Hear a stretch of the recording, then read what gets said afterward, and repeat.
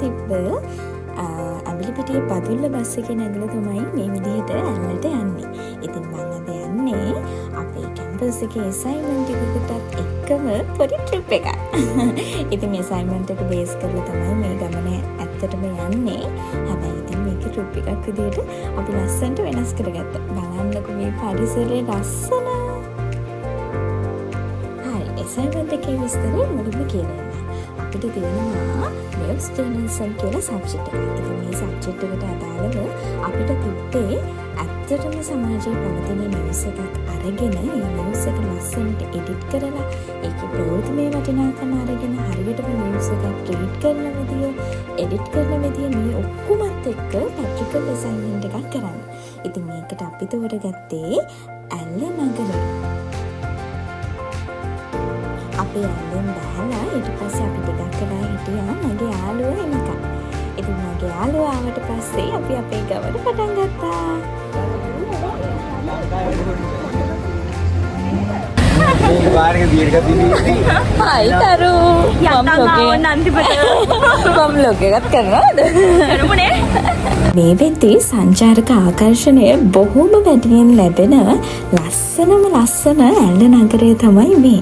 අපේ ගමන පටන් ගත්ත ගමන් අපි මුලින්ම ගියේ ඇල්ල දුම්රිය නැවතුම් පොළට. ඉතින් මෙතන හරීම ලස්සනට, හරීම පිළිවෙලට, හරීම ආකර්ෂණීය විදිහට තිබුණා.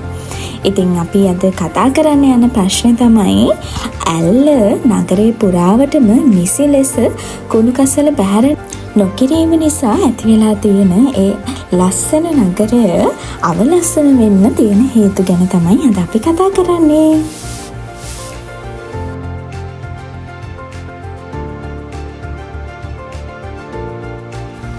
ඔයාලා මේ වීඩියෝ එකේ කලින් දැක්ක කෝච්චිය තමයි ඔඩිසි. එතකොට මේ ලස්සන කෝච්චිය තමයි ගොඩාක්ම ජනප්‍රිය වෙලා තියෙන කැලිප්සෝ කෝච්චිය. ඉතින් ගොඩක් අය කැමති මෙන්න මේ කෝච්චියේ එක රවුමක් යන්න. ඉතින් බලන්න කොච්චර ලස්සන අපූර්ව අත්දැකීමක්ද කියලා. හොඳයි, අපි අද දවසේ රැඳී සිටින්නේ ඇල්ල දුම්රිය නැවතුම් පොළේ. ඉතින් අද අපිත් එක්ක එකතු වෙනවා ස්ථානාධිපතිතුමන්. ඉතින් අපි දැනගන්න කැමති ඇල්ල නගරය කියන්නේ, ඒ වගේම මේ ස්ටේෂන් එක කියලා කියන්නේ ඉතාමත් විශාල ජනකායක් රැඳී සිටින, ඒ වගේම ගමනාගමනය කරන තැනක්. එතකොට ඇල්ල නගරය කේන්ද්‍ර කරගත්ත ලොකුම ප්‍රශ්නයක් විදිහට දැන් ඉස්සරහට යනවා මේ කුණු කසල නිසි ලෙස බැහැර නොකිරීම කියන ප්‍රශ්නේ. හැබැයි මෙතනට ආවට පස්සේ අපිට දකින්න පුළුවන් මෙතන එහෙම ප්‍රශ්නයක් නෑ සර්. කොහොමද මේ විදිහට වෙනස් වුනේ? ඔව්, ඇත්තටම ඇල්ල දුම්රිය ස්ථානය කියන්නේ ජාත්‍යන්තරව පවා ප්‍රසිද්ධියට පත් වෙලා තියෙන දුම්රිය ස්ථානයක්. දෛනිකව දේශීය විදේශීය සංචාරකයන් දහස් ගණනක් පැමිණෙන දුම්රිය ස්ථානයක්. ඇත්තටම ඊට පස්සේ අපි ගියේ ඇල්ල ප්‍රාදේශීය සභාවට.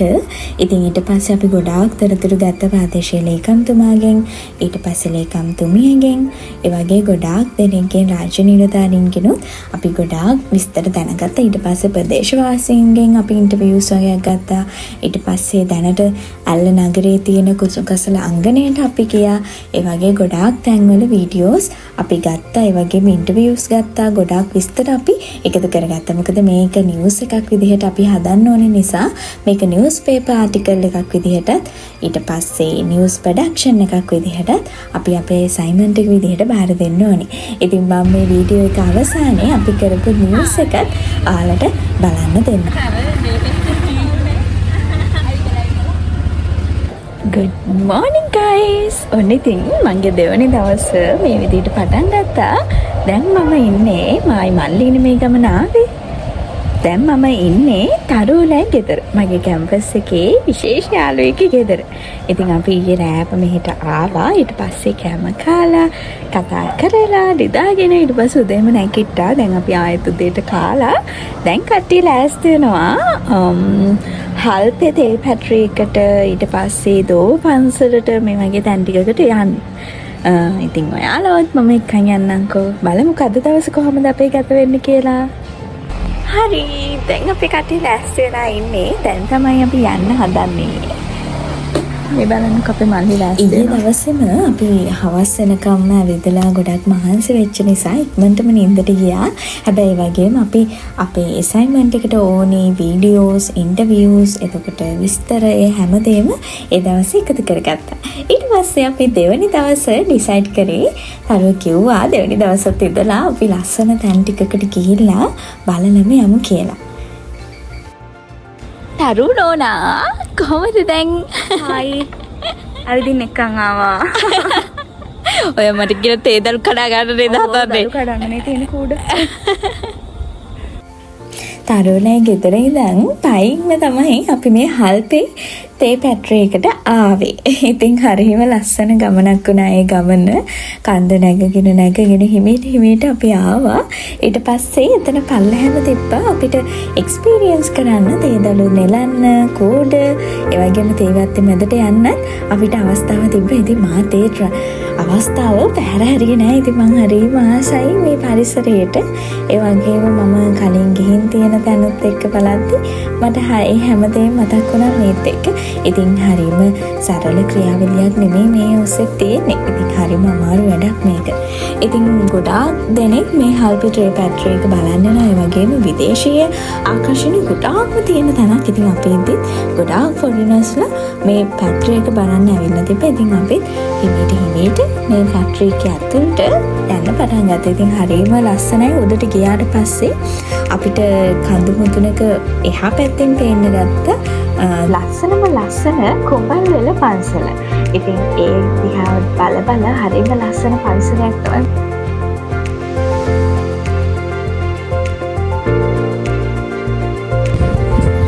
අපි දැන් ඉන්නේ හල්පේ තේ පැට්‍රේකේ. හරිම ලස්සන තැන. මම වීඩියෝ වල යාළුවට කියන්න හදන්නේ කන්නේ වගේ ලස්සන ඉතින් හැමෝම ඉන්නේ තැනක්. සුවඳයි, සීතලයි, සුවඳයි ඔක්කොම ලස්සන එකක් එක්ක තමයි මෙතන තියෙන්නේ.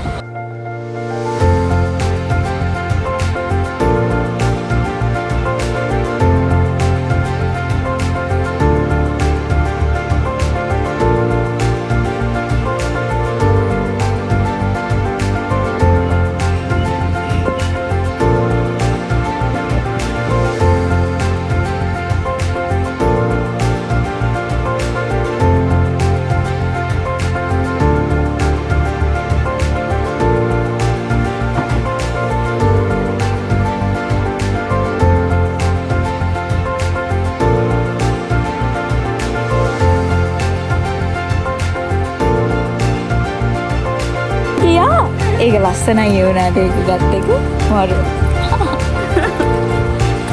දැන් අපි කොහෙටද යන්න තරු? දැන් යන්නේ අපි දෝ පන්සල බලන්න. හා. අපි එහෙනම් දෝ පන්සලේදී හම්බෙමු.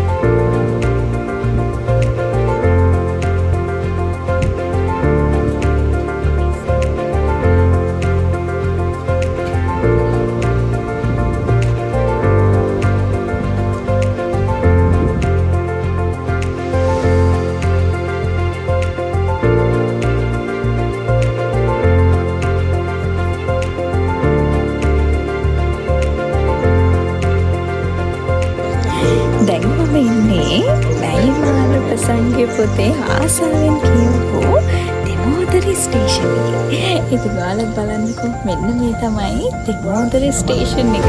රේල් ගැටේ ගවරවෙල කන්ද මේ ටික ඔක්කොම මතකට ආව මෙතෙන්ට ආවට පස්සේ.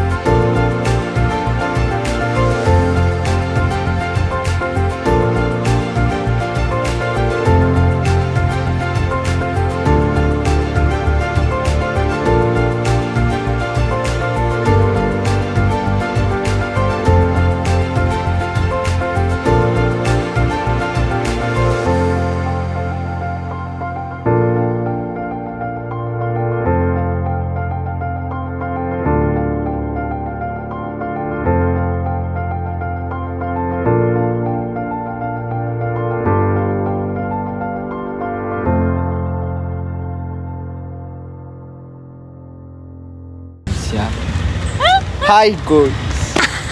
අපි මල්ලිට මේදුම දැක පිස්සු ඇදලා ඉන්නේ දැන්. මල්ලි මොකද කියන්නේ මෙහෙ නවතිනවද ඔයා?